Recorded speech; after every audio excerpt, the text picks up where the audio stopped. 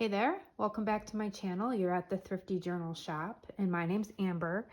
And today I thought I would share 3 of my personal journals. I often get asked, what is a junk journal? Or what can you use a junk journal for? And I know there's many ways that people junk journal, many different ways. I'm just going to show 3 different junk journals and what I use them for. And then maybe I'll do a part 2 of what you can use or what you can put into a junk journal. So here are 3 of mine. So this is actually a old photo book, the kind that had the cellophane paper with the sticky background. And I took the pictures out of it and just took some fabric and glued it over with some trim. You know, I made this really quick, probably in an hour, with the cover and everything inside. Just did a little collage. I love animals, so always kind of putting them on my covers. So this journal, when I made it, I didn't really know what I was going to use it for.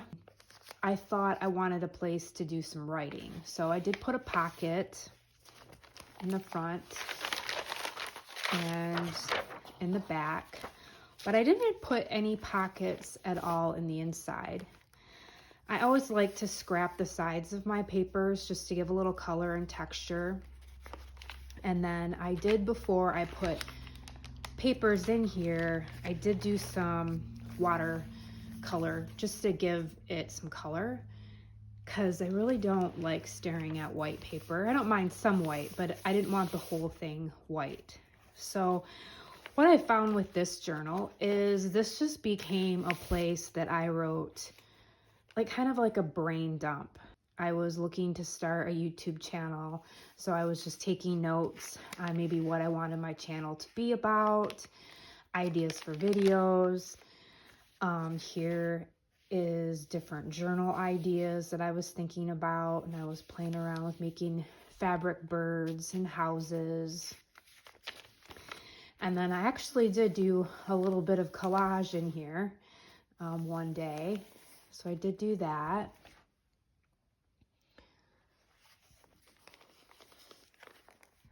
So yeah, so this is just one way that you can use a junk journal. Write your thoughts down, write ideas down. I mean, you could put it all in one. You could collage, write thoughts, and do whatever. But if you just wanted one for just simply your thoughts or ideas or inspiration or things running around in your head, you could always create one for that. So that is what I've been using this one for. Just ideas, different journals that I want to make. And I just jot it down in here.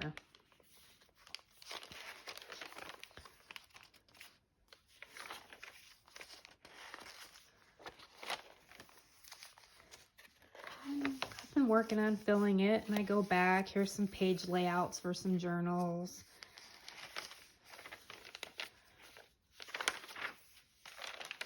So that is one way that I use a journal, use a junk journal.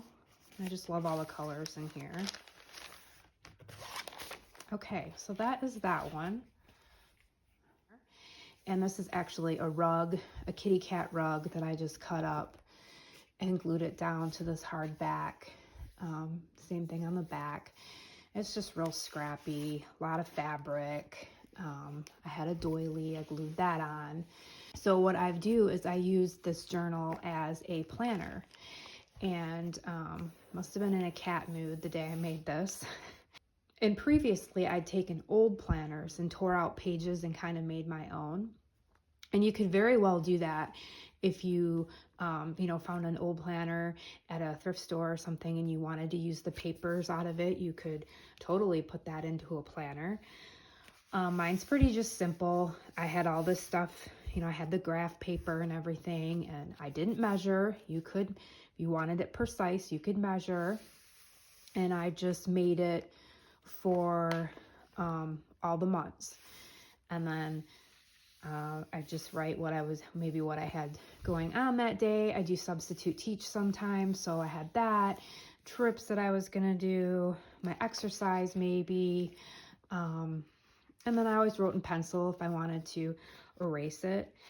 I've done planners in the past where I've decorated them. This was just very plain. It's kind of fun to make your own planner, and you could totally add in extra pages or bigger spaces for days. I mean, really, you could do pretty much anything you wanted with a planner. So this is another way that I use a junk journal. I mean, you can add stickers. You could, I mean, there's really no rules with any form of junk journaling. This is really pretty paper. So that is one of my planners. So that is another idea for a junk journal, make your own planner. And then this was probably one of my first junk journals. I liked this book. I was substitute teaching at the time, actually a lot for little kindergartners. And I saw this book, I thought it was sweet. So I kept the original spine and just kind of scrapped it, added some wallpaper. And I didn't really have a whole lot of experience with doing collage. I had done a little bit of collage. I've painted in the past and have experimented with drawing, but not anything significant. Was mixed media, all that kind of stuff was really new to me. So this is just me really just trying to, I guess, figure out my style, play around with paints and stuff like that. So I did a lot of wild collage there. I had some stamps and I experimented with my own handwriting using lots of fabric. Here's a scene I was playing around with the moon, and I really love being outside in nature, so I spent a lot of time outdoors, and I love to ride my bike, and I'm into hiking and camping, so this was just a way for me to play around with paints and nature.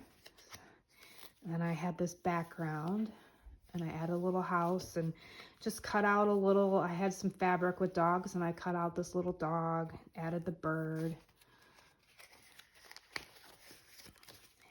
These are really thick pages. Here was one Christmas, I thought I would just experiment and make a little village, a little Christmas village, and I played around with drawing, and so I did some drawing of the houses and using book pages and paints and stuff. Oh, and I love this page. I was dreaming of Bozeman, Montana, and I played around with making a mountain there and just added fabric and some mountains and played around with some, I think this is cheesecloth for clouds. I no plan. I wanted to make a mountain scene, and I love cabins and I love mountains, and I just started to create. So sometimes that's just what's really nice about journaling, is you kind of sit down with a plan and you just create. You make something. Here, I think I loved the cow picture. I didn't do much to this page. I wrote a quote. Just kind of colored here with some collage. I think I really liked this back paper, so I just wanted to leave it. This was a beautiful page in itself. Here's me playing around with some more paints and birds and houses and some book pages, some text from a book page. More birds. In the summertime and in the winter, I love to watch the birds. I feed them. So they're always an inspiration. More flowers and birds.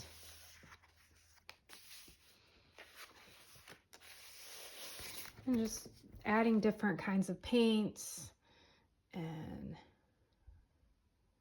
using some of the background of the page because these barns were already in there. I just added to it. Children's book page. I know I've got this little sweet book. Hang on, let me find it. I love this book. It's The Little Bunny Fouls His Nose. It's one of my favorite books. I love the images in it because it's one of those scratch and sniff books. And I've got another one, the Arthur one with the dog. It's a really sweet book. And so I cut out a lot of the images in that book and used them. Baking the cookies and just played around with some gesso. I'd never played around with gesso before and stencils. So this was just all an experiment to play around with, bring out color and have fun. A lot of different textures, and I like to add fabric. And a lot of times I don't really I think for some of these pages, I didn't really have a plan. I got out paint, I started painting, adding color, and then I just took it from there. More pictures from the little bunny who fouls his nose. And then I had some sweet pictures of some ducks. And just playing around with different paints. This is wallpaper. So the background here is wallpaper. And just played around with that. More animals. I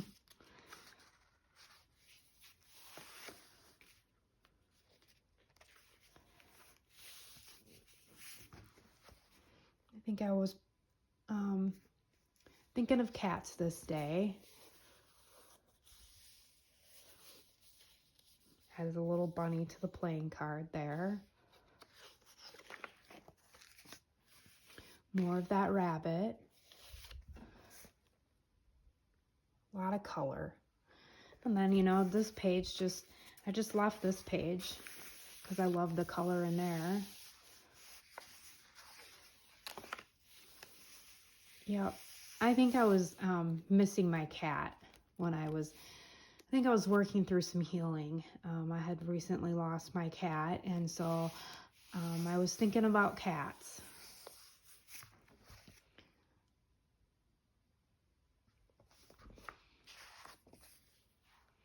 It's amazing how journaling can be just very therapeutic at times. You really didn't know it was therapeutic. You know, if you're working through some grief, you can get out your journal and maybe journal about something that makes you sad but happy at the same time. And I really believe that especially art journaling can just be very healing.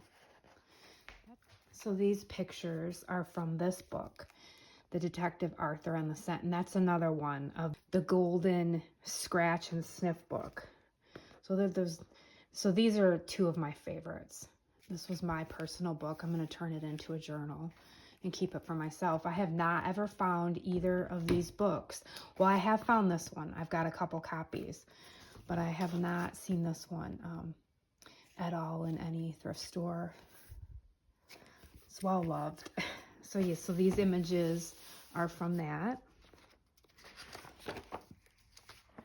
And this page, I just love this book. It just had a lot of this. It was an art book, and it had a lot of houses and barns, and I just loved the pictures. So a lot of times in junk journaling, it's really nice, you know, when you put pages in this and you think, oh, I don't want to cover it up. Well, you don't have to cover it up. You know, you can leave it. It adds to the journal. Maybe over here, you add to the picture, or you do something completely different. But it's nice to have pages like this in a journal, just to bring out color, or, you know, just because you love the image. I mean, I love this barn. It's beautiful. And I just wanted that to leave that alone. And then I think that that's it. I think I stopped. I think some of these pages I might just leave. This bird book that I found was beautiful. You know, when you have a larger style journal, it's nice because you can have the entire page. You don't have to, you know, fold it in half and kind of lose the page. You can keep it in its entirety.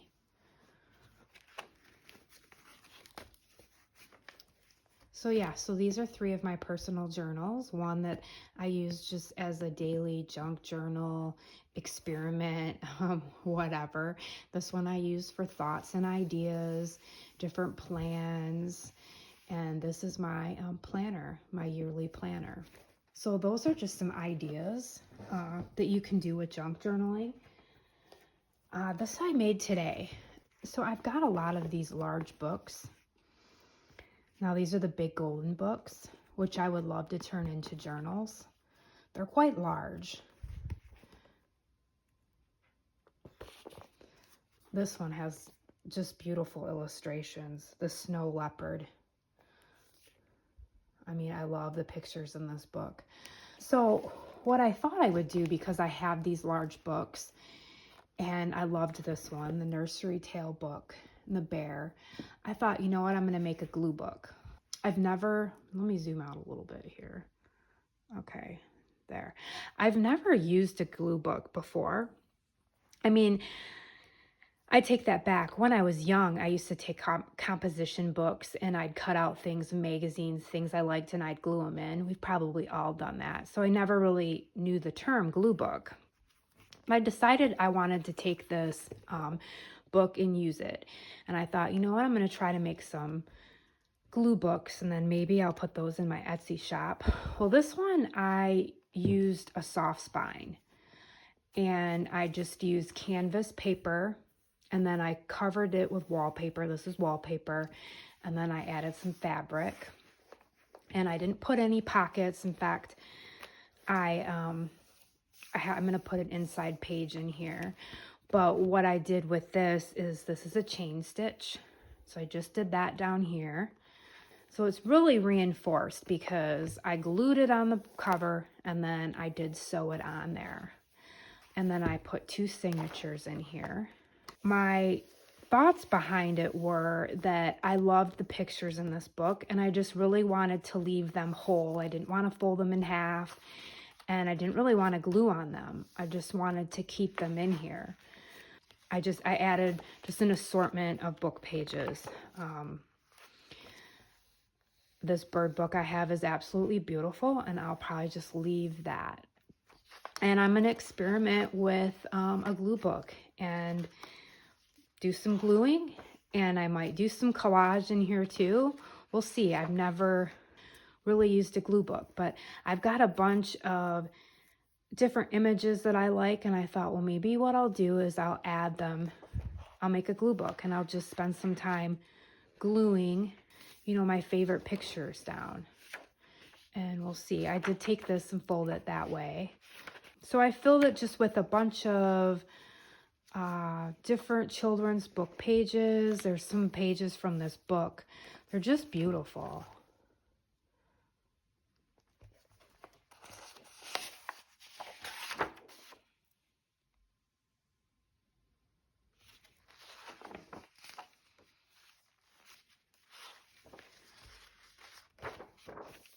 And it's a way to use up the full book page, and if you do have bigger book pages, this was perfect to use.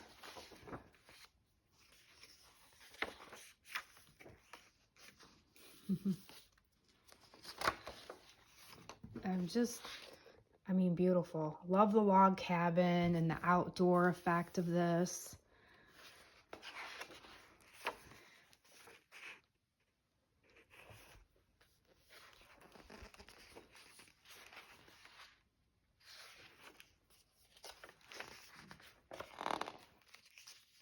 This might even be my December daily. I might even just use this for December. It doesn't have to be Christmas themed or anything.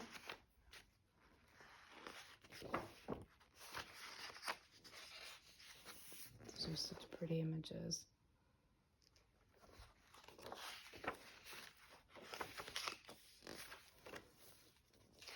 I did put some smaller papers in here.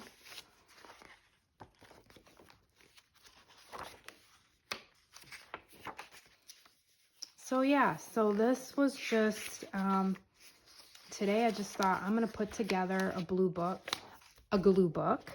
Did add a flip here. Got the flip. And I'm going to see where this takes us. So, you know, I'll plan on working in it. Here's another flip. And then I'll share some of what I put in there. So pretty.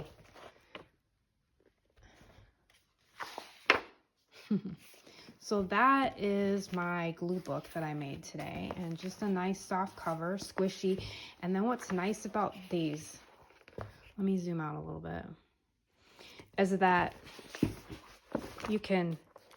they fold. Because it's like that, you know, you can almost, and work in them. That's what I love about the soft spines.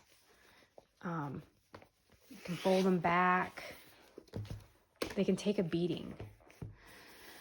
So that is that. So I think what I'm going to do is I'm going to make a few glue books and keep them pretty simple. I did put some fabric scraps on the side here just because I love to do that. I don't know if I'll do that. I might put a few, but I just might put some really pretty pictures in a book and put them in my Etsy shop.